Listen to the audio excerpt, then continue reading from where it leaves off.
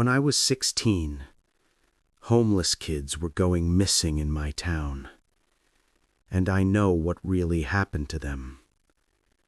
Listen closely, because I'm going to take you there, into the cold, into the hunger, into the fear, into the exact moments where everything went wrong.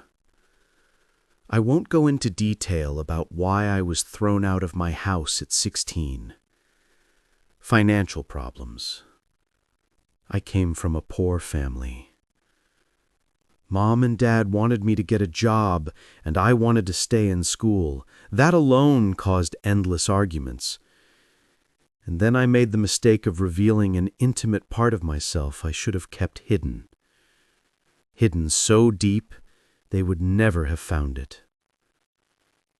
Being on the street wasn't better, but being away from that toxic environment, it was like taking a breath of actual, real, clean air for the first time.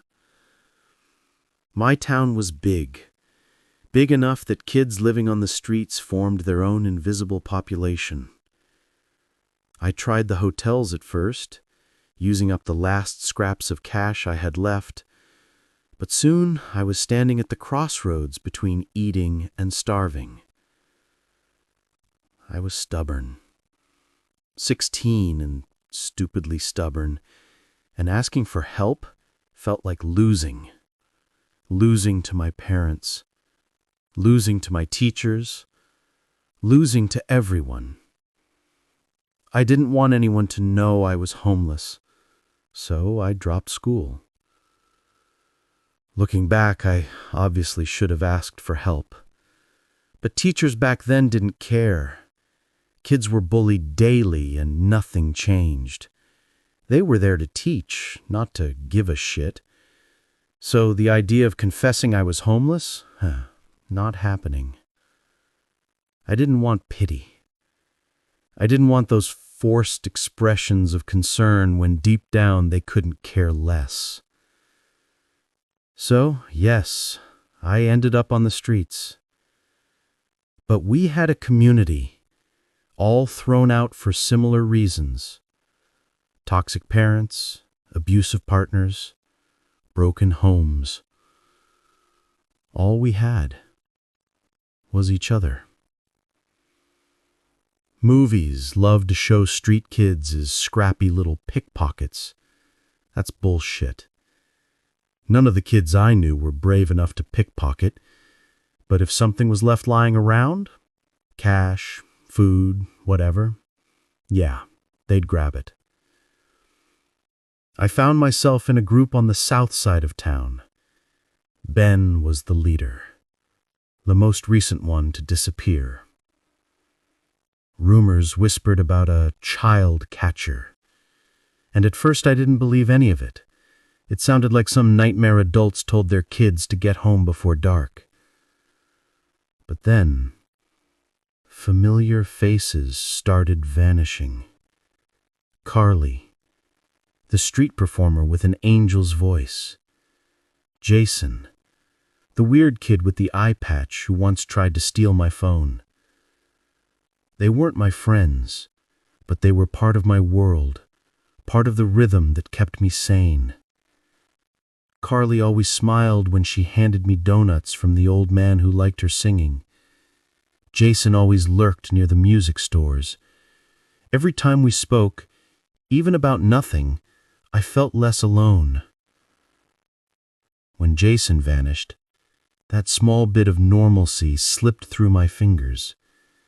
And when Carly was gone, her voice, her warmth, the cold inside my bones grew unbearable.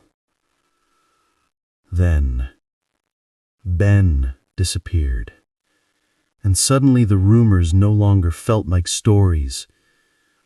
Kids whispered, "He was taken by the white van." And even though when kids were disappearing, the shelter had soup, coffee, electricity, enough to keep you alive. And even if kids were disappearing, the shelter had soup, coffee, electricity, enough to keep you alive. I quickly learned that trust was a luxury I couldn't afford. Kids I thought were friends stole my phone, my shoes, everything. So when Charlie showed up, bright, clueless, smiling Charlie, I basically told him to fuck off. He slid next to me with his bowl of soup, looking like a Labrador puppy in human form. Brown hair under a hood, freckles, a coat that screamed, "Steal me!" Branded, expensive.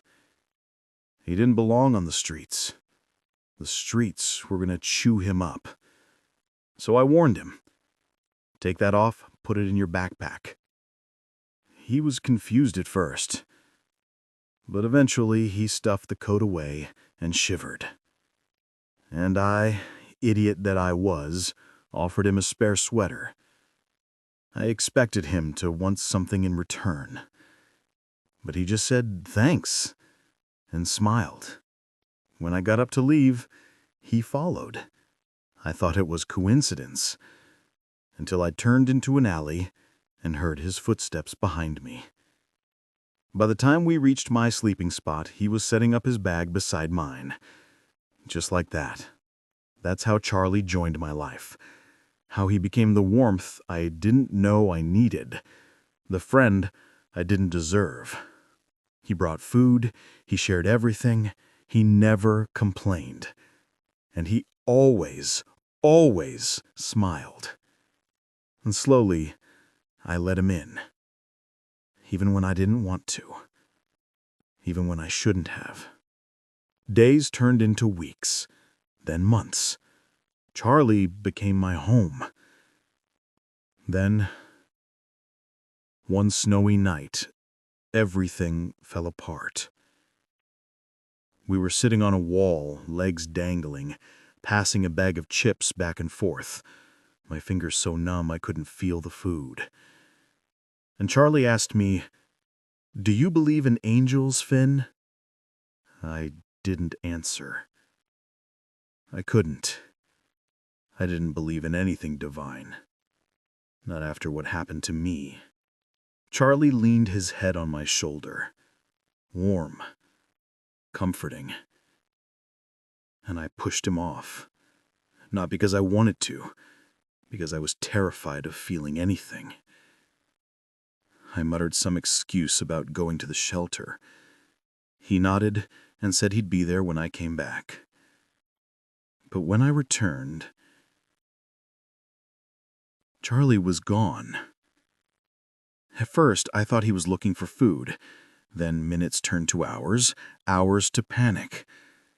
I found an old man feeding pigeons and asked if he'd seen a boy near the wall. He nodded. Oh yes, he walked away with a man. A man. Late 40s. That's all he remembered. My stomach collapsed. I searched everywhere. Shelter, streets, alleys, anywhere he could have gone. Nothing. Charlie became another missing kid. Another name. Another ghost. Only, he wasn't just another kid to me. A month later, in heavy snow, I thought I was dreaming when I saw him. Standing alone in the middle of the street, wearing that same coat I begged him to hide. I ran to him, hugged him. He was warm, alive, real. But then, his expression changed. His voice turned wrong, cold. A hand clamped over my mouth. Arms dragged me back. I kicked, screamed, fought. But I was thrown into a van. Charlie followed. I could hear his footsteps. And when the shutters closed, trapping me in darkness and rot, his voice echoed. I'm sorry, Finn, but you're the perfect body and shape for my father. I screamed. I pounded the metal. I begged. Charlie just watched. We're still friends, right? The van moved. The smell of decay filled my lungs. Bodies. Stacked. Rotting. Unrecognizable. But one of them still had a face. Ben. Gray skin, dried blood, eyes open, staring, frozen in his final moment.